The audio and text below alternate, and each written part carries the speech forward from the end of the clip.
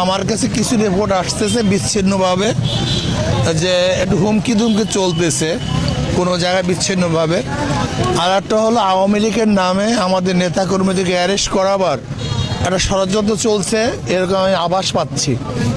এর জন্য আমি ইসিকে বলবো, এখন নির্বাচনের টাইম ঘোষণা হয়ে গেছে, কর্তৃক বরাদ্দ হয়েছে, যাদের বিরুদ্ধে কেস নাই, ওয়ারেন্ট নাই, এরকম নতুনভাবে যদি কাউকে আওয়ামী লীগের তকমা দিয়ে অ্যারেস্ট করা হয়, নতুনভাবে কেস দেওয়া হয়, তাহলে আসলে ভোটাররা ভয় পেয়ে যাবে। যেমন ধরেন আমার একজন ভোটার, তাকে বলে সে আওয়ামী লীগ, বা একজন কর্মী আওয়ামী লীগ, আমার প্রমাণ করতে করতে নির্বাচন শেষ হয়ে যাবে।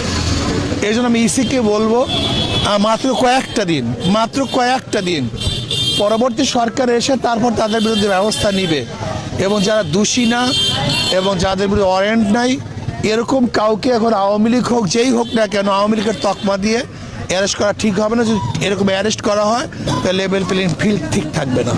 আমার কাছে কিছু রিপোর্ট আসতেছে বিচ্ছিন্নভাবে যে একটু হুমকি দুমকি চলতেছে কোনো জায়গায় বিচ্ছিন্নভাবে। আর একটা হলো আওয়ামী লীগের নামে আমাদের নেতাকর্মীদেরকে অ্যারেস্ট করাবার একটা ষড়যন্ত্র চলছে, এরকম আমি আভাস পাচ্ছি।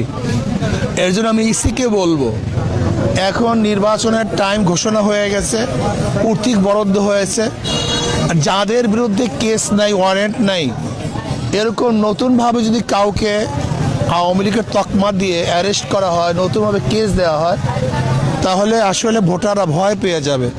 যেমন ধরেন আমার একজন ভোটার, তাকে বলে সে আওয়ামী লীগ, বা একজন কর্মী আওয়ামী লীগ, আমার প্রমাণ করতে করতে নির্বাচন শেষ হয়ে যাবে। এই জন্য আমি ইসিকে বলবো, মাত্র কয়েকটা দিন পরবর্তী সরকার এসে তারপর তাদের বিরুদ্ধে ব্যবস্থা নিবে, এবং যারা দোষী না এবং যাদের বিরুদ্ধে ওয়ারেন্ট নাই, এরকম কাউকে এখন আওয়ামী লীগ হোক যেই হোক না কেন, আওয়ামী লীগের তকমা দিয়ে অ্যারেস্ট করা ঠিক হবে না। যদি এরকম অ্যারেস্ট করা হয় তাহলে লেভেল প্লেইং ফিল্ড ঠিক থাকবে না।